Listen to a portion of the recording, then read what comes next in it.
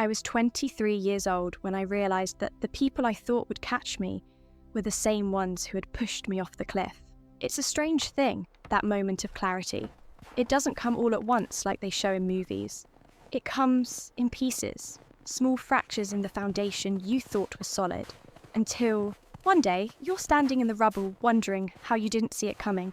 My name is Elena, and I grew up believing that family was everything, that blood meant loyalty, that the people who knew you longest would be the ones who stood by you when everything else fell apart.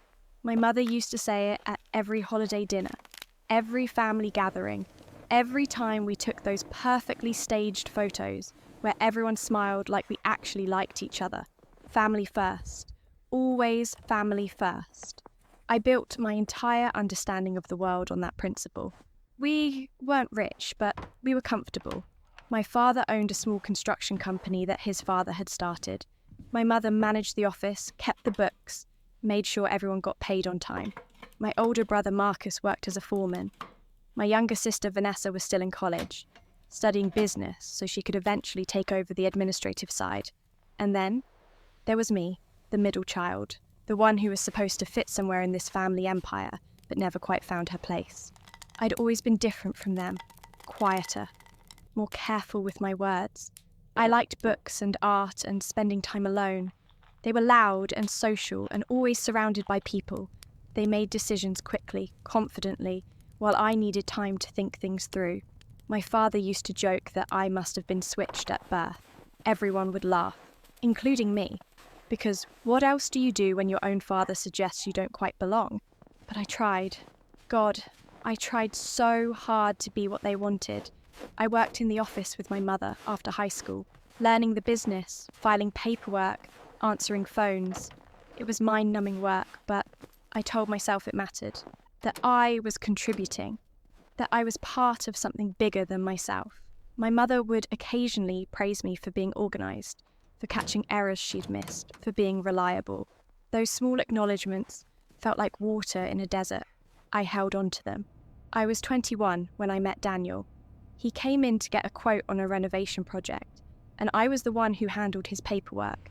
He was 28, a teacher at the local high school, soft-spoken and kind, in a way that felt revolutionary after growing up in a family where kindness was seen as weakness. We started dating quietly at first.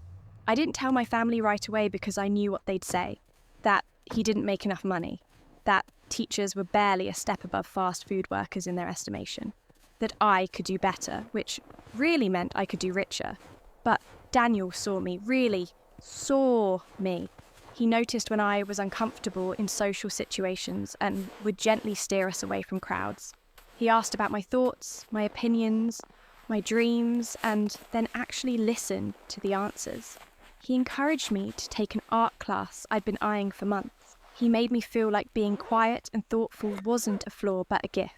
For the first time in my life, I felt like I didn't have to apologise for who I was. We got engaged after a year of dating. I was terrified to tell my family, but Daniel said we had to, that we couldn't build a life together on secrets. So I told them at Sunday dinner, the way we announced all major news. I showed them the simple ring Daniel had saved for months to buy, and I watched their faces fall, like I'd just told them I had a terminal illness. My father spoke first. He asked how much Daniel made. When I told him, he laughed, actually laughed. Said that I was going to struggle my whole life if I married a teacher. That love didn't pay bills. My mother was quieter, but somehow worse. She asked if I was pregnant because why else would I be settling so young? Marcus said Daniel seemed like a nice enough guy, but kind of boring. Vanessa, who'd barely looked up from her phone, said she hoped I didn't expect a big wedding because they weren't paying for me to marry someone who couldn't even afford to take me to a decent restaurant. I tried to defend him, tried to explain that money wasn't everything, that Daniel was good and kind and made me happy, but they talked over me, the way they always did. Made jokes about how I'd be eating ramen for the rest of my life, how our kids would grow up poor, how disappointed my grandmother would have been, and then they moved on to other topics, like my engagement was just another thing to check off the list before getting to what really mattered. Daniel asked me how it went when I got home that night. I lied and said it was fine, that they were happy for us. but I could see in his eyes that he knew I was lying. He was too kind to push, though. He just held me while I cried and told me that their opinions didn't matter, that we would build a good life together, regardless of what anyone else thought. We got married 6 months later. Small ceremony, just a few friends, and a justice of the peace. My family came, but they treated it like an obligation. They showed up late, left early, spent the whole time making comments about the venue and the food and how simple everything was. My mother asked 3 times if it was too late to get an annulment. I smiled through it all because I'd learned how to wear a mask that made everything seem okay, even when I was breaking inside. Daniel and I moved into a small apartment across town. It was cramped and the heat barely worked in winter, but it was ours. We painted the walls and hung curtains and made it feel like home. He taught during the day, and I got a job at a local bookstore. The pay was terrible, but I loved it. Loved being surrounded by stories. Loved the quiet customers who came in looking for specific titles. Loved my co-worker Sarah, who was 10 years older than me and had a dry sense of humour that made even the slowest days bearable. I still saw my family regularly. Sunday dinners were mandatory according to my mother. Missing one meant phone calls and guilt trips and accusations that I thought I was too good for them now. So every week, Daniel and I would drive across town and sit at that table and endure the comments about our apartment, about our jobs, about how we still didn't have kids, about how other people our age were buying houses and taking vacations while we were just scraping by.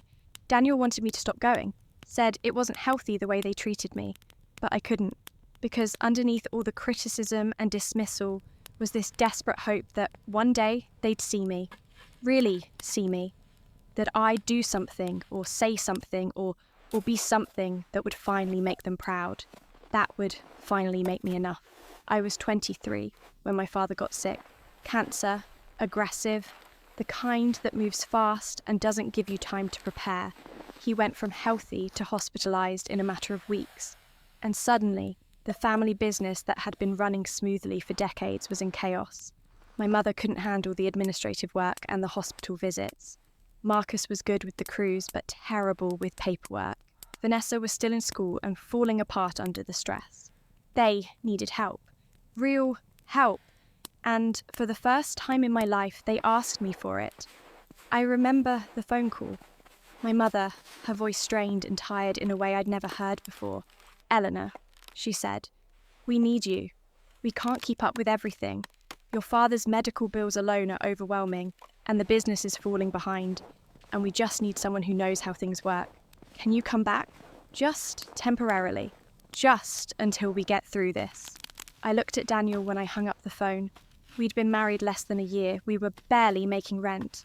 But they were my family, and they needed me. Daniel said to be careful. That helping was one thing, but letting them consume my life was another. I promised him I'd set boundaries, that I'd only work part-time, that I wouldn't let them take advantage. I lasted 2 days before those boundaries dissolved. Because when you grow up believing that your worth is tied to your usefulness, it's almost impossible to say no when someone needs you, especially when that someone is family, especially when they're finally looking at you like you matter. I quit my job at the bookstore, started working at the construction office full-time. My mother taught me things I'd never learned before. The deeper financial aspects, the contracts, the negotiations with suppliers. I was good at it, better than good. I found errors in the bookkeeping going back years, negotiated better rates with vendors, streamlined systems that had been inefficient for decades. The business started running more smoothly than it had in a long time. My father noticed, even from his hospital bed. He told me I was doing good work, that he was proud of me. Those words felt like oxygen after years of holding my breath. I worked harder, stayed later, took files home to review on weekends. Daniel started eating dinner alone most nights, started going to bed before I got home, started looking at me with concern that I mistook for pride. I told myself it was temporary, that once my father recovered, things would go back to normal. But my father didn't recover. He died on a cold Tuesday morning in February with all of us around his bed. And in the midst of grief and funeral planning and figuring out how to keep living, when someone who felt permanent was suddenly gone, no one thought about what would happen to me. The will was read 2 weeks later.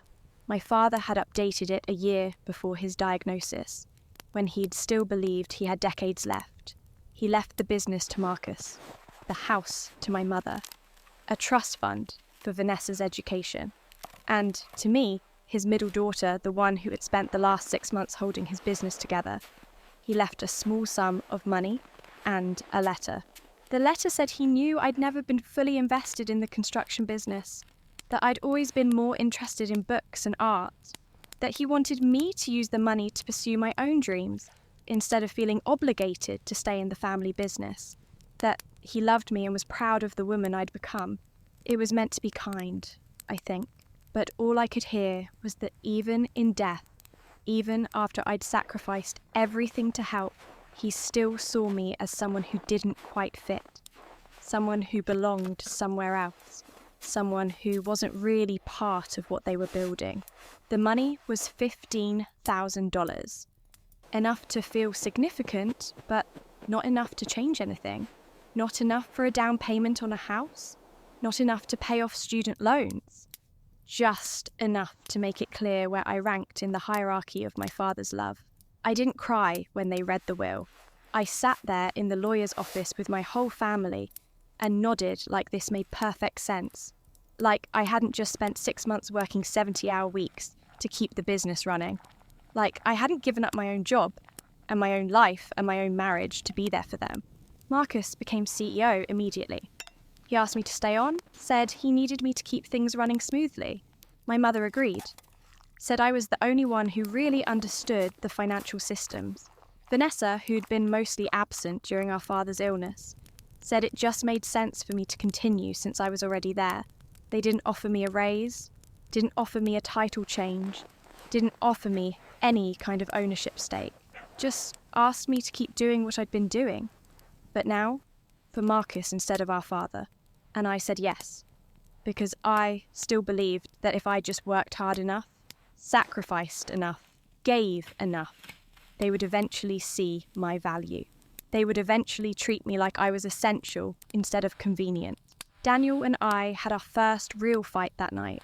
He said I was being used, that they were taking advantage of my kindness and my desperate need for their approval, that I needed to walk away before there was nothing left of me to walk away with. I told him he didn't understand family loyalty, that this was temporary, that things would get better once we got through the transition period. He asked me when the transition period would end. I didn't have an answer. 3 months passed, then 6. I was still working 70-hour weeks, still bringing work home, still putting the family business ahead of everything else. Daniel and I barely spoke anymore. We lived like roommates who happened to share a bed. The distance between us grew wider every day, and I was too exhausted to bridge it. The bookstore where I used to work hired someone else. Sarah, my old co-worker, stopped calling after I cancelled plans with her for the 5th time. The art classes I'd been taking before my father got sick were a distant memory. I'd stopped painting altogether, stopped reading for pleasure, stopped doing anything that wasn't directly related to keeping the business running, and my family barely noticed. To them, this was just what I did now. Elena, the reliable one. Elena, who would always be there. Elena, who didn't have anything better to do anyway. The breaking point came in September. The business was doing well, better than it had in years. My streamlined systems were saving money. My renegotiated contracts were bringing in more revenue.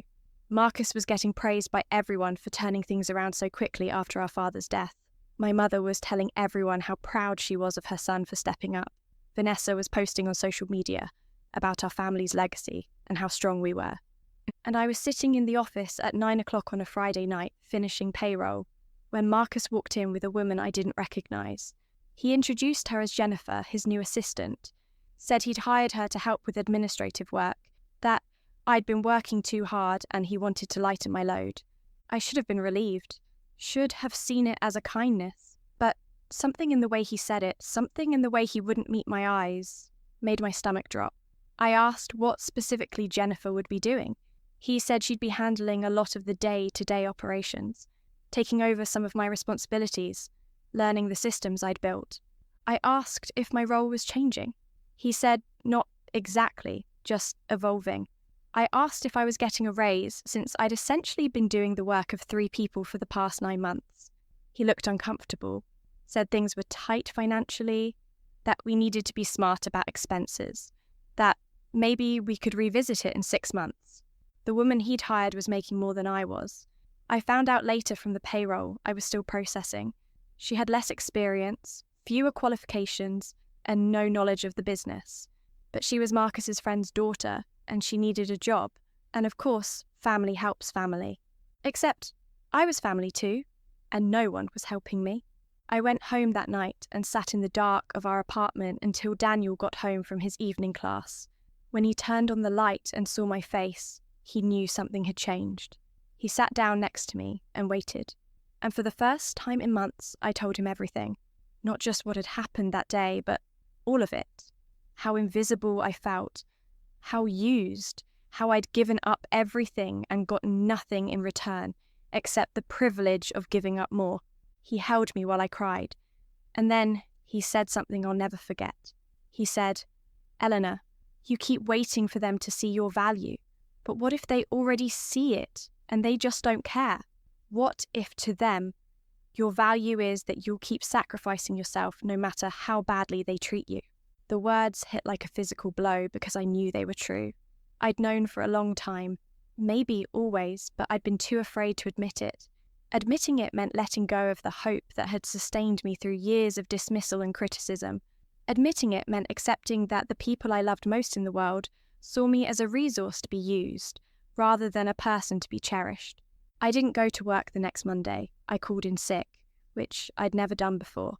Marcus texted asking if I could send him the files for a project he was working on. I didn't respond. My mother called asking if I could pick up some supplies they needed. I let it go to voicemail. Vanessa messaged asking if I could help her with a paper she was writing for school. I deleted the message. Daniel called in sick too, even though he wasn't. We spent the day talking. Really talking, the way we used to before everything got complicated. He told me how worried he'd been watching me disappear into my family's expectations, how he'd felt helpless to pull me back, how he'd started wondering if I'd ever choose him, choose us, choose myself over them.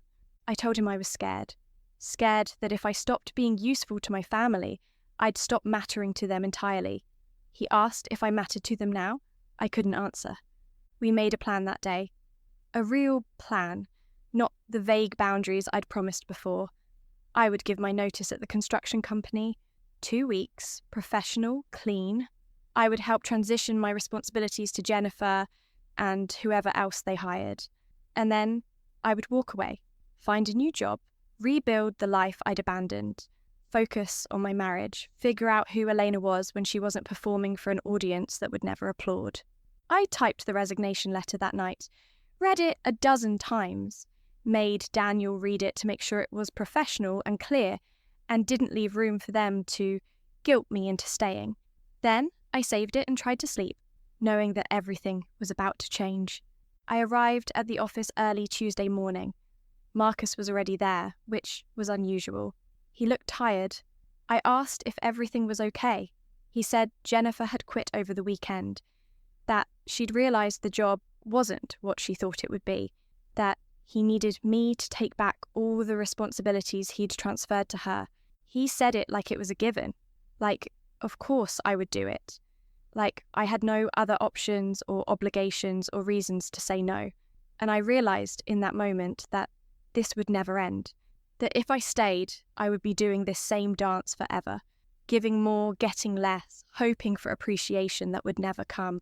I pulled out my printed resignation letter and handed it to him. He stared at it like I'd just given him something written in a foreign language.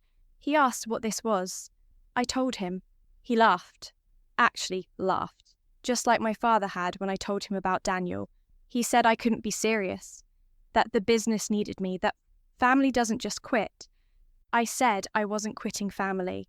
I was quitting a job that was destroying me. He said it was the same thing. That if I walked away from the business, I was walking away from them. That I was being selfish. that I was abandoning them when they needed me most, that our father would be disappointed. I felt something break inside me then, not break like shattering, but break like chains snapping. I looked at my brother, this man I'd known my entire life, and I saw him clearly for the first time. He wasn't thinking about me or my well-being or my future. He was thinking about how my leaving would inconvenience him, how he'd have to actually learn the systems I'd built or hire someone else to do the work I'd been doing. I was a problem to be solved, not a sister to be valued. I told him my last day would be 2 weeks from Friday, that I'd train Jennifer's replacement if he hired one, that I'd document everything so the transition would be smooth, but that my decision was final. He started to argue, started to tell me all the reasons I was being unreasonable. I walked away while he was mid-sentence. My mother called within an hour. She'd heard from Marcus. She was crying, which she rarely did. She said I was tearing the family apart, that I was being cruel, that she'd already lost her husband, and now she was losing her daughter too. I told her she'd only lost me if she decided my value was tied to my usefulness. She said I was being dramatic, that I always had to make everything about me, that I never thought about anyone else's needs. The irony of that statement was almost funny. I'd spent the last year thinking about nothing but everyone else's needs. I'd sacrificed my marriage, my health, my friendships, my dreams, all to meet their needs. And it still wasn't enough. It would never be enough. Vanessa texted me that evening. She said I was making a mistake, that I'd regret burning bridges with the family, that I'd end up alone and sorry. I didn't respond. There was nothing to say that she'd understand. She'd never had to fight for scraps of affection. She'd always been the baby, the favourite, the one who could do no wrong. She couldn't comprehend what it was like to be perpetually in second place. Those 2 weeks were the longest of my life. I went to work every day and trained the new hire Marcus eventually brought in.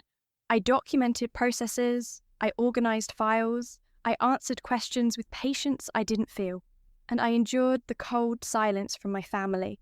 They stopped inviting me to Sunday dinners, stopped calling except when they needed something work-related, treated me like I'd already left. Daniel was my anchor through all of it. He'd come home every evening and ask how I was really doing, and he'd listen when I told him. He reminded me why I was doing this. He helped me job hunt. He celebrated the small victories, like making it through a day without crying. He loved me through the grief of losing my family, even though they were still alive. My last day was quiet. I finished at 5 o'clock, packed up my personal items, left my keys on the desk and walked out. No one said goodbye. Marcus was in a meeting. My mother had left early. The new hire was on the phone. I stood in the parking lot for a moment, looking at the building where I'd spent so much of my life, and felt nothing but relief. I thought they might reach out after I left, that the distance might give them perspective, that they'd realise what they'd lost and try to make amends. But weeks passed and my phone stayed silent. Then, months. I heard through mutual acquaintances that the business was struggling, that the new hire couldn't handle everything I'd been doing, that Marcus was stressed and my mother was worried. Part of me wanted to feel vindicated, but mostly I just felt sad. I got a job at an art gallery. The pay was less than what I'd been making, but the environment was calm and beautiful. My boss actually said thank you and I did good work. My co-workers invited me to lunch and meant it. I started painting again. Small things at first, just sketches and watercolours. But slowly, the creativity I'd buried started emerging again. Daniel and I went to couples therapy. We needed help rebuilding what had been damaged. It wasn't easy. There were sessions where I cried the entire time. Sessions where he admitted how close he'd come to leaving. Sessions where we both had to face hard truths about how we'd let external pressures nearly destroy us. But we did the work, and slowly, carefully, we found our way back to each other.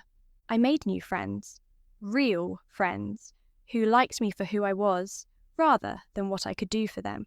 Sarah, from the bookstore, reached out one day, said she'd heard I was working at the gallery and wanted to grab coffee. We talked for 3 hours. She told me she'd always known my family was toxic, but hadn't known how to say it. I told her I'd had to figure it out for myself anyway. My first Christmas away from my family was strange. Daniel and I stayed home, just the two of us. We cooked an elaborate meal that we barely knew how to make. We watched movies and exchanged modest gifts. We called his parents and talked for an hour about nothing important. It was quiet and simple, and the happiest holiday I could remember having. I thought about calling my family. The guilt was intense, that familiar pull of obligation and hope. Daniel saw me looking at my phone and asked what I was thinking. I told him. He said I could call if I wanted to, that he'd support whatever I decided. But he asked me to think about why I wanted to, if it was because I genuinely missed them and wanted connection, or if it was because I still needed their approval. I didn't call, because he was right. I didn't miss the people they actually were. I missed the people I'd needed them to be. Therapy helped me understand things I'd never had words for before, like how growing up in a family where love was conditional taught me to constantly perform, how being the middle child meant I was always fighting for attention that went more easily to my siblings, how my father's deathbed letter, which I'd read as rejection, was actually the closest he could come to admitting he'd never understood me, how my mother's inability to see my sacrifice came from her own lifetime of sacrificing without acknowledgement, how Marcus had been taught to lead without empathy, and Vanessa had been coddled into entitlement. Understanding didn't make it hurt less, but it helped me see that their treatment of me wasn't actually about me. It was about them, their limitations, their fears, their inability to love beyond their own understanding. I'd spent my whole life trying to earn something they simply couldn't give. The gallery where I worked started featuring local artists. My boss asked if I'd be interested in submitting some pieces. I laughed and said I wasn't a real artist. She asked who got to decide that. I didn't have an answer. So I submitted 3 paintings. Small ones, landscapes I'd done in the mountains where Daniel and I had started hiking on weekends. All 3 sold opening night. A woman bought one of them and told me it reminded her of starting over, of finding peace after chaos. I told her that was exactly what it was about. She asked if I had more work. I said not yet, but I could make more. She gave me her card. She was an interior designer looking for original art for a hotel renovation. We had coffee the next week.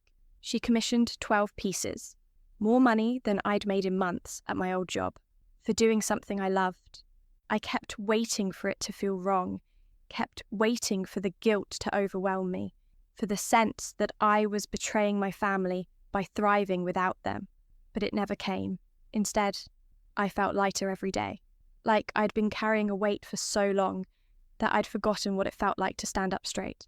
Daniel and I started talking about the future in concrete ways, about buying a house, about maybe having kids someday, about building a life that was entirely ours, free from the ghosts of families and expectations and old wounds. We looked at houses on weekends, went to open houses and imagined where our furniture would go. It felt like playing pretend, except it was real. I ran into Vanessa one day at the grocery store. I saw her first and almost left, but she'd already spotted me. She walked over with a tight smile, asked how I was doing in a tone that suggested she didn't really want to know. I said I was good. She said she'd heard I was painting. I said yes. She said that was nice, in a way that meant she thought it was frivolous. Then, she said Marcus wanted me to know that they'd had to hire 2 people to replace me, that it was costing the business a lot of money, that things would be easier if I'd just come back. I felt the old pull, that instinct to apologise and fix and make myself smaller, but I didn't. Instead, I said I hoped they found a solution that worked for them. She looked shocked, like I'd said something offensive. Then she said I'd changed. I said I hope so. She walked away without saying goodbye. I cried in the car afterward, not because I regretted my choices, but because mourning is complicated. You can know intellectually that you did the right thing and still grieve what you lost, even if what you lost was toxic, even if leaving was necessary. The sadness is valid anyway. 1 year after I left the family business, Daniel and I bought a house. Small, 2 bedrooms, but ours. We moved in on a Saturday with help from our friends. Not a single member of my family knew our new address. We painted walls and hung pictures and planted a garden. I set up a studio in the 2nd bedroom, put my easel by the window where the light was best. The hotel commission led to others. A restaurant wanted pieces for their walls. A corporate office hired me for their lobby. I raised my prices, started being selective about projects, began calling myself an artist without apologising for it, built a website, got featured in a local magazine article about emerging artists.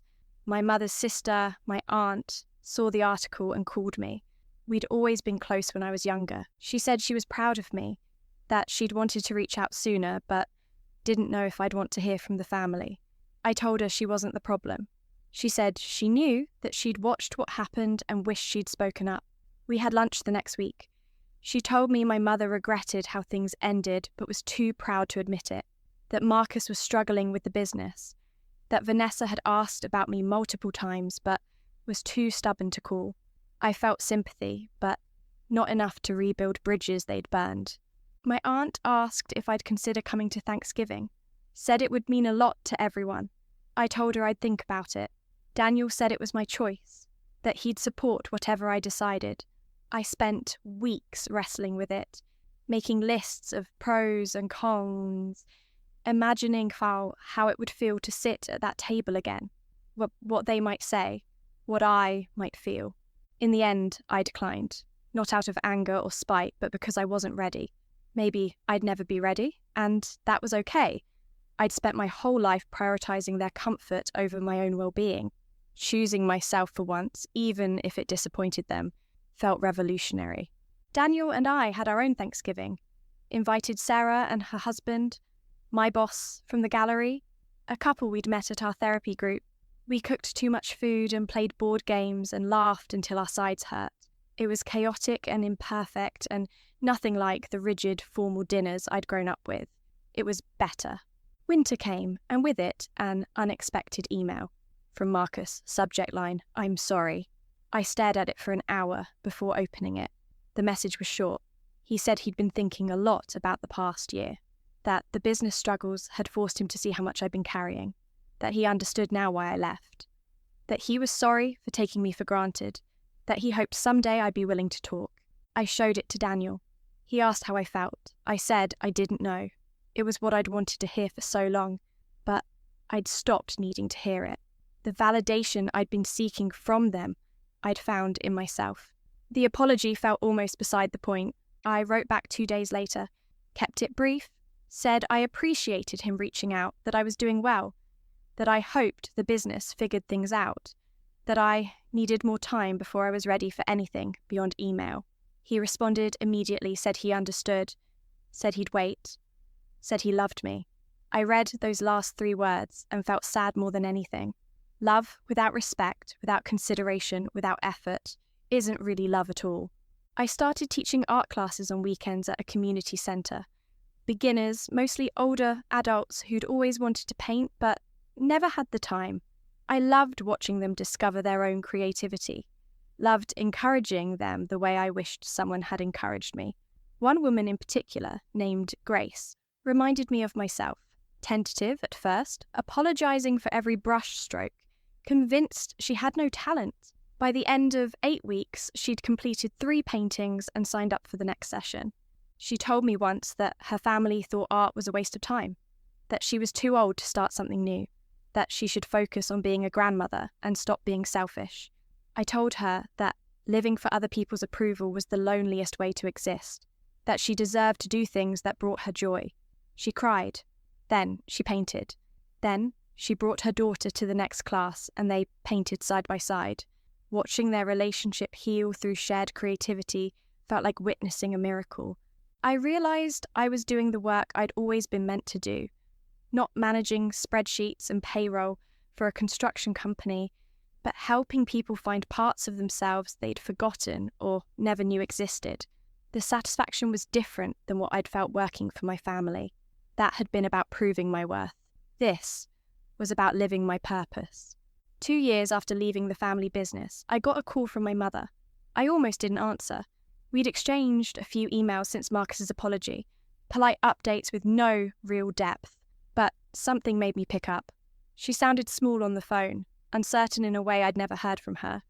She said she wanted to meet for coffee, just the 2 of us. No agenda. I said, okay. We met at a cafe halfway between our houses. She looked older than I remembered, tired. She ordered tea and didn't touch it. We made awkward small talk about the weather and traffic.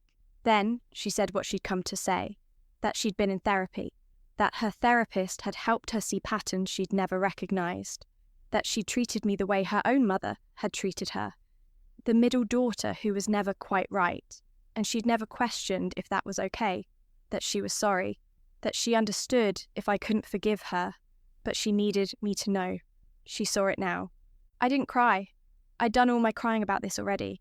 Instead, I asked her why she was telling me. She said because she didn't want to die with this between us, because she'd lost her husband and realised how fragile everything was, because Marcus had told her about my art and she'd looked it up online and seen what I was creating and realised she'd never actually known me at all. I told her the truth, that I didn't know if we could have a relationship, that too much had happened, that I'd built a life without them, and it was a good life, and I didn't know if there was a room in it for the people who'd made me feel small. She nodded, said she understood, said she just wanted me to know that she saw me now, even if it was too late. We finished our coffee, hugged goodbye, brief and uncomfortable. She asked if we could do this again sometime. I said, maybe. I didn't promise. I left feeling strange, like I'd just closed a chapter I'd been carrying around half-finished for years. There was relief in it, but also sadness, because some things break in ways that can't be fully repaired. Daniel and I decided to try for a baby that spring. It felt terrifying and exciting in equal measure. We'd spent so long rebuilding ourselves and our marriage that the idea of adding someone else to the mix seemed impossible. But we'd also built something solid, something that could hold the weight of new life. We painted the second bedroom yellow, moved my studio into the basement, started buying tiny clothes that seemed too small to fit any real human. I got pregnant in June. We told our close friends, told Daniel's parents, who were overjoyed. I thought about telling my family, wondered if this would be the thing that brought us back together. But I'd learned by then that reconciliation couldn't be built on obligation or shared biology or the expectation that grandchildren would magically fix broken relationships. So I waited. My aunt heard through the family grapevine. She called, excited, asked if she could take me shopping for baby things. I said yes, because she'd been kind when no one else was. We spent an afternoon picking out blankets and tiny socks. She asked if I'd told my mother. I said not yet. She said my mother was trying, that she talked about me in therapy, that she was working on herself. I said that was good, but it didn't change what I needed. I sent my mother an email telling her about the pregnancy. She called immediately crying, asking if she could be involved. I said I didn't know yet, that we'd take things slow, that I needed to protect my child from the dynamics that had hurt me. She said she understood, said she'd do whatever I needed. I told her I'd think about it. The pregnancy was hard, morning sickness that lasted all day, exhaustion that made painting impossible, but also moments of profound joy, feeling the baby move for the first time, watching Daniel talk to my belly like there was already a person in there listening, imagining who this little human would become. I thought a lot about parenthood, about the kind of mother I wanted to be, about breaking cycles and doing better, about how I'd never make my child feel like their worth was contingent on their usefulness, how I'd see them for who they actually were instead of who I needed them to be, how I'd apologise when I messed up instead of doubling down, how I'd show up consistently instead of demanding they earn my presence. My mother asked if she could come to a doctor's appointment. I said she could come to one just to see if it felt okay. She came, sat quietly, looked at the ultrasound with tears running down her face. Afterward, she asked if she could buy lunch. We went to a small restaurant. She asked about my life, actually curious, actually listening. Asked about my art and my classes and my friends. Asked about Daniel's work and if we decided on names. It felt strange, this version of my mother who asked questions and listened to answers. I kept waiting for the catch, the criticism, the subtle dig, but it didn't come. She told me about her therapy, about things she was learning about herself, about how she'd grown up believing that love meant sacrifice and perfection, and how she'd passed that belief to her children without realizing how damaging it was.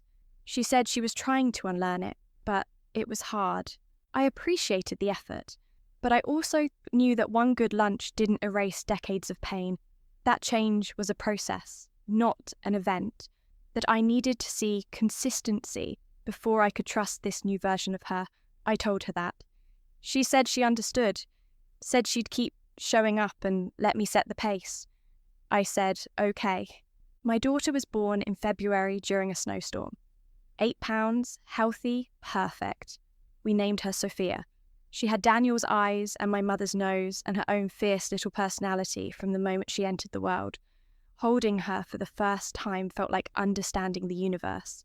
Like every hard thing I'd been through had led to this motus, this person, this incredible responsibility and gift. My mother asked if she could visit. I said yes, but set boundaries. An hour. Just her. No unexpected visits from other family members. She came with flowers and a handmade blanket, held Sophia with trembling hands, cried, told me I was going to be an amazing mother, told me she was sorry she hadn't been better. I didn't say it was okay because it wasn't, but I said thank you. It was a start. Marcus reached out, asking to meet his niece. I agreed, but made it clear I wasn't interested in rebuilding our relationship, just allowing him to know Sophia. He came with his wife, who I barely knew. They brought gifts, stayed exactly as long as I'd said they could. Marcus looked at me differently than he used to, with something that might have been respect. He told me he'd seen my work in that hotel, that it was incredible. I said thank you. We didn't talk about the past. There was nothing left to say about it. Vanessa sent a card but didn't ask to visit. The card was generic, something you'd buy at a drugstore without much thought. It hurt, less than I expected. We'd never really been close anyway. She was who she was. I'd stopped expecting her to be different. Sophia became the centre of our world.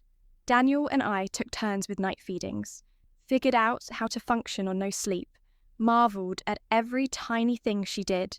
I painted less, but somehow felt more creative, started sketching her constantly. Her tiny hands, her expressions, the way she looked when she slept. Started a series of mother and child paintings that felt more honest than anything I'd ever created.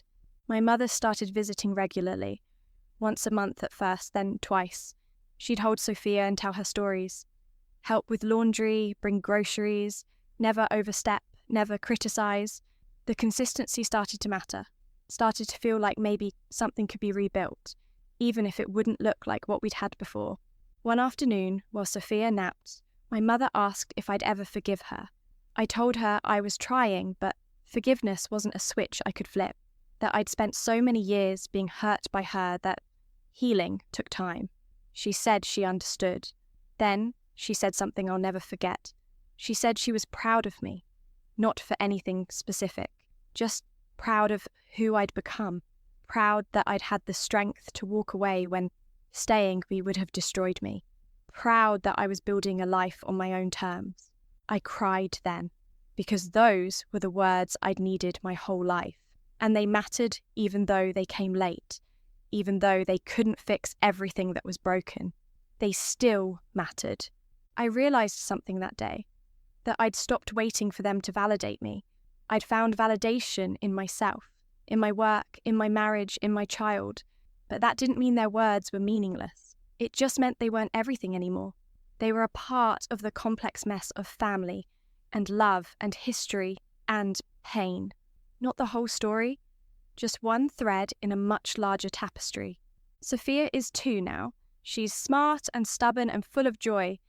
She loves painting with me, making wild, colourful messes that I frame like they're masterpieces. She calls my mother Grandma and has no concept of all the history that term carries. Maybe that's okay. Maybe she gets to have a relationship with her grandmother that isn't weighed down by my pain. I have my own studio now, a real one, separate from the house.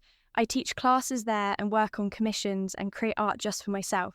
Daniel and I bought a bigger house last year. We host dinners with friends. We take Sophia to museums. We're building traditions that are entirely ours. My relationship with my mother is better, but still careful. Marcus and I are cordial. Vanessa and I don't speak. My aunt is the only one I'm fully comfortable with. And that's okay, because I learned something crucial through all of this. That family is important, but it's not everything. That blood doesn't obligate you to accept mistreatment. That walking away from toxicity isn't betrayal, it's survival. That you can grieve people who are still alive. That forgiveness doesn't mean forgetting or returning to how things were. I learned that the most important relationship you have is with yourself. That you teach people how to treat you by what you accept. That sometimes love means distance. That you can honour where you came from without letting it define where you're going. They laughed when I asked for help. They dismissed me when I sacrificed everything for them. They only saw my value after I walked away. But I learned something more valuable than their approval. I learned to stand without them. I learned that I was strong enough to build a life that didn't require their validation. I learned that I mattered, with or without their acknowledgement. And in learning to stand alone, I found I wasn't actually alone at all. I had Daniel, who chose me every day. I had Sophia, who taught me what unconditional love actually looked like. I had friends who showed up without being asked. I had students who trusted me with their creative journeys. I had work that fulfilled me. I had a life I'd built with my own hands. They laughed when I asked for help, so I stopped asking. I stopped waiting. I stopped hoping they'd suddenly become people they weren't capable of being, and I started living. Really living. Not performing or proving or sacrificing, just living. And it turns out that's the best revenge of all. Not bitterness or anger or cutting them off completely. Just building a beautiful life without them at the center of it. Just learning that you don't need the approval of people who never really saw you. Just standing, strong and whole, exactly as you are. I'm 28 now. 5 years since I walked away from that office. 5 years of building myself back up. 5 years of learning and growing and becoming. And when I look at my daughter, when I hold her and tell her she's perfect exactly as she is, I know I broke the cycle. I know she'll never have to fight for scraps of love from her mother. She'll never have to prove her worth or sacrifice herself to feel seen. That's my victory. Not that my family eventually apologized. Not that some of them tried to change, but that I changed, that I chose myself, that I learned to stand without them. And I'm still standing,